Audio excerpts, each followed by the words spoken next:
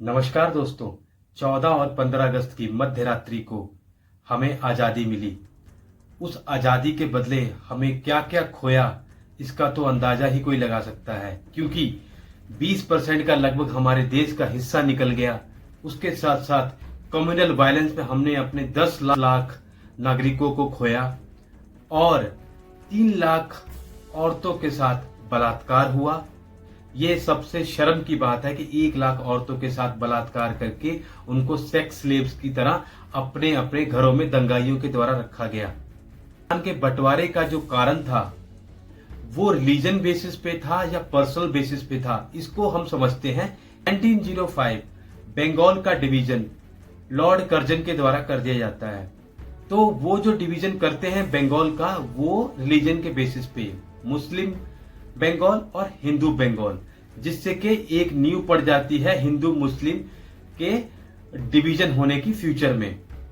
उसके साथ साथ अगले ही साल दिसंबर में ऑल इंडिया मुस्लिम लीग की स्थापना हो जाती है, क्योंकि मुस्लिम जो एलीट नेता थे, जो बड़े बड़े पॉलिटिशियंस थे, वो ये सोचते थे कि हिंदू डोमिनेशन की वजह से उनका हक नहीं मिल पाएगा। तो उन्होंने ऑल इंडिया मुस्लिम लीग की 1906 में स्थापना की, जिसको के ढाका शहर में स्थापित किया गया।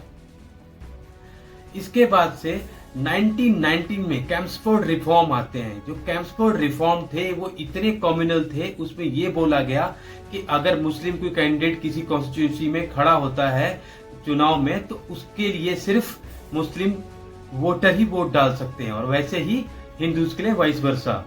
तो ये एक तरह के डिवाइड करने का तरीका था। ब्रिटिशर्स डिवाइड भी करते थे तो लीगल तरीके से ऐसे करते थे कि आपको पता भी ना चले। उसके बाद 1920 में टू नेशन थ्योरी का प्रस्ताव रखा गया ऑल इंडियन मुस्लिम लीग के द्वारा। उनका कहना था कि सिंस हम लोग अलग आइडेंटिटी है एज ए मुस्लिम, और हम लोग का रहन सहन, हम लोग का जो कल्चरल सोशो इकोनॉमिक सिस्टम है वो हिंदुओं से बिल्कुल अलग है, तो हम ऑलरेडी इस देश में 2 नेशंस की तरह रह रहे हैं, तो यहाँ पे 2 नेशन होने चाहिए। 1920 में अभी पाकिस्तान नाम की कोई चर्चा नहीं हुई थी। पाकिस्तान नाम की चर्चा रहमत अली के द्वारा 1933 में कैम्ब्रिज में की गई। आपको एक चीज बता दूं कि वीर सावरकर जी ने भी 1937 में अपने लेटर लिख के पब्लिश किया था, जिसमें कि उन्होंने बताया था कि वो टू नेशन थ्योरी का सपोर्ट करते हैं, क्योंकि वो British government of India 1935 act लेके आती है, जिसमें कि उन्होंने ये बोला कि जो मैकडोनाल्ड प्रधानमंत्री थे ब्रिटिश के उस टाइम के, उन्होंने बोला कि हम एक्सेप्ट हिंदूज को छोड़ के बाकी जितने भी रिलीजन हैं, सिख, मुस्लिम, क्रिश्चियंस, एंग्लो इंडियन और यूरोपियंस, उन सबको हम आरक्षण या रिजर्वेशन देंगे गवर्नमेंट जॉब, एजुकेशनल इंस्टीट्यूट्स में, लेकिन हिंदुओं को नहीं देंगे। तो आप देख रहे हो कि 1935 में क्लियर कट डिवीजन का उनका प्लान बन गया था कि हम क्लियर कट डिवीजन करके ही मानेंगे इंडिया का।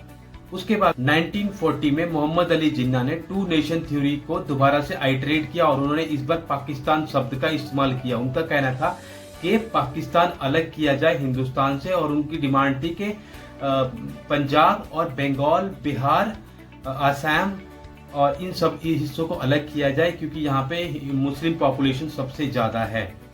लेकिन कांग्रेस पार्टी इसका विरोध करती रही। उनका ये कहना था कि नहीं, सिंस हम सदियों से रहते हुए आए हैं, तो इसका कोई तुक नहीं बनता कि आप एक नया देश बनाएं। 1942 में क्विट इंडिया मूवमेंट चलाई जाती है, जिसमें कि कांग्रेस पार्टी ये बोलती है कि आप हमारे देश को छोड़ के जाइए अंग्रेजों को।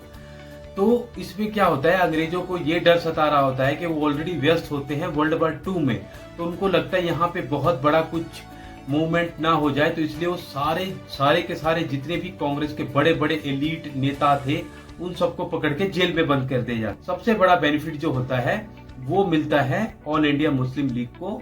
ऑल इंडिया मुस्लिम लीग इस टाइम जोन का फायदा उठाती है, क्योंकि 1942 से 1945 तक कांग्रेस के नेता जेल में बंद रहते हैं। तो इस दौरान ऑल इंडिया मुस्लिम लीग अपना जो पाकिस्तान का दावा था उसको मजबूत करने में लग जाती है, और कर भी लेती है। 1946 में जनरल इलेक्शन अनाउंस हो जाते हैं इंडिया में। उसमें क्या होता है कि हिंदू जो डोमिनेटेड एरियाज थे, उसमें कांग्रेस पार्टी ने 90% तक सीटें जीत ली थी, और ऐसे ही मुस्लिम जो बाहुल्य एरिया थे उसमें मुस्लिम लीग ने सीटें जीत ली थी, लेकिन दोनों की अकेले सरकार नहीं बन पाई थी, तो दोनों ने मिलजुल के सेंट्रल में गवर्नमेंट बनाई थी और जिसमें के डी फैक्टो प्रधानमंत्री जो थे जवाहरलाल नेहरू को बनाया गया था।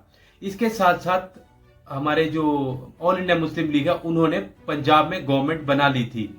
तो 16 अगस्त 1946 को उन्होंने डायरेक्ट एक्शन डे का अनाउंस कर दिया। मोहम्मद अली जिन्ना ने डायरेक्ट एक्शन डे क्या था कि उन्होंने एक्शन लेने की बात कही थी कि अगर कुछ नहीं होगा तो हम खुद से अलग कर लेंगे, हमें अलग करके दीजिए पंजाब को और बंगाल को एज ए पाकिस्तान। तो इस डायरेक्ट एक्शन डे में बहुत ज्यादा वायलेंस हुआ था और इस वायलेंस की वजह से कई हजार लोगों को जान गंवानी पड़ी थी। उसके बाद से 1946 में ही इंग्लैंड में लेबर पार्टी की सरकार आ जाती है। लेबर पार्टी के जो प्रधानमंत्री बनते हैं वो मिस्टर एटली बनते हैं। तो जो एटली जो थे कमेटी का गठन किया और हिंदुस्तान में भेजा और उन्होंने ये बोला कि आप देखो जाके इंडिया में कि कैसे पॉसिबल है उनको आजादी देना और किस किस टर्म्स पे पावर ट्रांसफर की जाए वहां की जो रूलिंग पार्टीज हैं।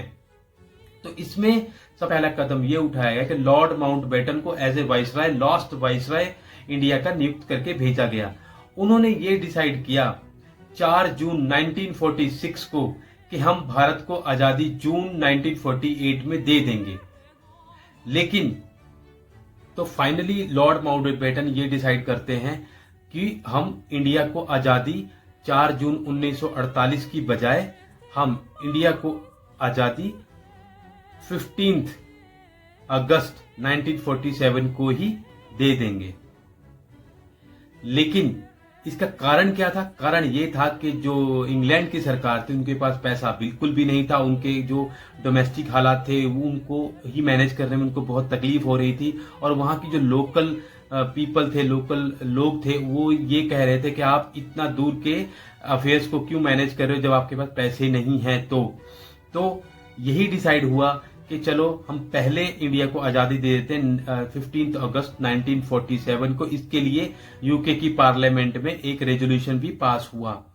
तो इसके ऊपर एक बहुत ही कॉमेडी बात है कि जब लॉर्ड माउंटबेटन ने ये बोला कि हम दोनों देशों को एक साथ आजादी दे रहे हैं तो जिन्ना जी ने बोला कि नहीं, मुझे एक दिन पहले आजादी चाहिए क्योंकि मुझे अपना इंपॉर्टेंस दिखाना है। तो कांग्रेस पार्टी मान गई। उन्होंने ऑल इंडिया मुस्लिम लीग को बोला कि ठीक है, आप 14 अगस्त को आजादी मना लीजिए, हम 15 अगस्त को मना लेंगे। इसमें मेरे ख्याल से कोई ऐसी कोई बड़ी बात थी नहीं, लेकिन जिन्ना जी को इसमें बड़ा दिखना था तो वो अपने आप को दिखाया उन्होंने। तो उसके बाद से क्या हुआ 15 अगस्त की रात को तो इसके बाद से क्या हुआ 14 और 15 अगस्त की रात को नेहरू जी ने भाषण दिया एट द मिडनाइट स्ट्रोक। उसके साथ ही हमें आजादी मिल गई। लेकिन जैसे ही आजादी मिलने का यह अनाउंस हुआ और लोगों का डिसाइड हुआ कि लोग यहां से पाकिस्तान और पाकिस्तान से इंडिया आएंगे, उसके बाद से क्या होता है कि यहां से अलग अलग ट्रेनें चलाई जाती हैं। क्योंकि आपको पता है जब बंटवारा होता है तो सब चीज का बंटवारा होता है। इंडिया के ट्रेजर का बंटवारा हुआ, इंडियन आर्मी का बंटवारा हुआ, इंडियन एयरफोर्स, उसका रॉयल इंडियन एयरफोर्स बोलते थे उस टाइम, उसका बंटवारा हुआ। पब्लिक सर्विस कमीशन के सर्वेंट थे, उन सबका बंटवारा हुआ और उन सबके लिए एक स्पेशल पुरानी दिल्ली से ट्रेन चलाई गई जिनको के पहुंचाया गया इस्लामाबाद तक। और उसके लोग इंडिया से पाकिस्तान या पाकिस्तान से इंडिया आ रहे थे तो बॉर्डर पे बहुत ज्यादा दंगे फसाद हुए और लूट खसोट भी हुई, जिसमें कि जैसे मैंने पहले भी बताया कि 10 लाख लोगों की जान चली गई थी और लगभग 2.5 करोड़ लोग विस्थापित हुए थे अपनी एक जगह से दूसरी जगह के लिए। आगाज हुआ हमारा आजादी का। जय हिंद, नमस्ते। आप लोगों को नए ब्लॉग में थैंक यू।